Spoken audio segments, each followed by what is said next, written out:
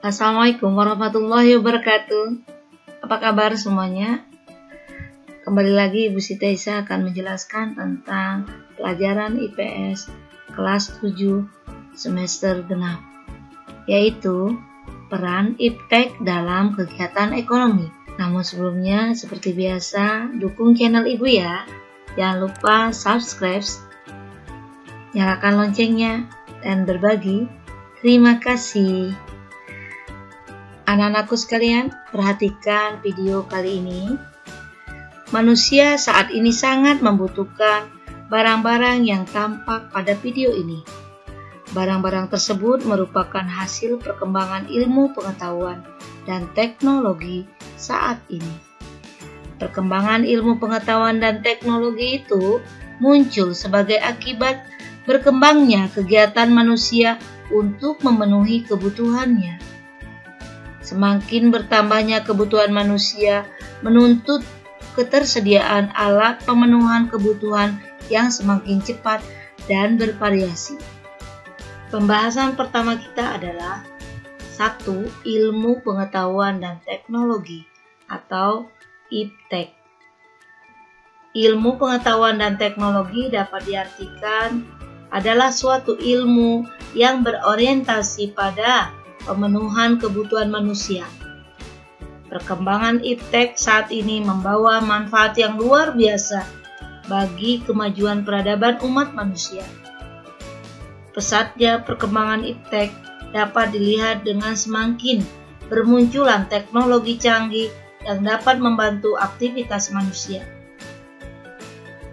Perkembangan iptek dapat memfasilitasi kegiatan usaha semakin lancar sehingga dapat menimbulkan kesejahteraan bagi masyarakat.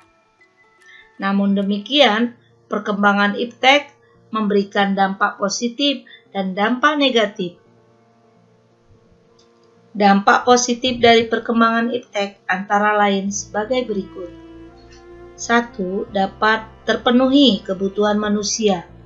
Artinya, bisa mengurangi permasalahan ekonomi yang dihadapi. 2. Dapat membuat segala sesuatu lebih cepat dan mudah. 3.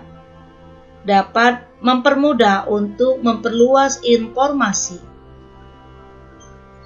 4. Menambah wawasan dan pengetahuan. Sedangkan dampak negatif dari perkembangan iptek antara lain sebagai berikut. 1. Mempengaruhi pola pikir masyarakat yang negatif jika informasi yang diperoleh melalui internet berisi tentang segala hal yang bersifat negatif. Yang kedua, dapat menyebabkan polusi. Semakin banyaknya penggunaan hasil perkembangan iptek, misalnya kendaraan bermotor makin banyak, maka pencemaran juga semakin bertambah. Yang ketiga, dapat membuat orang semakin malas. Sebagai contoh, siswa setiap saat hanya memegang HP dan melupakan kewajiban sebagai siswa untuk belajar. Dan yang keempat, dapat menimbulkan kerusakan. Misalnya kerusakan lingkungan alam sebagai akibat semakin banyaknya limbah industri yang dibuang oleh perusahaan industri. Bahkan mungkin bisa jadi suatu lahan tersebut dijadikan tempat untuk mendirikan mal. Pembahasan berikutnya. Yang kedua, peran iptek dalam menunjang kegiatan ekonomi.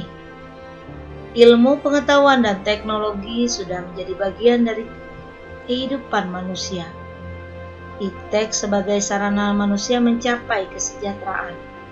Dengan iptek, manusia mampu membantu pemenuhan kebutuhan manusia. Sebagai contoh, saat ini kalian membutuhkan makanan dengan bantuan HP. Kalian bisa pesan makanan yang diantar langsung ke rumah atau ke tempat tinggal kalian.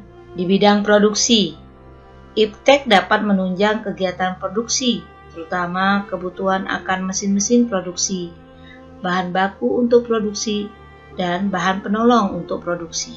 Di bidang distribusi, iptek dapat memberikan kemudahan distribusi barang. dapat memperlancar distribusi barang dan mempercepat barang sampai ke tangan konsumen.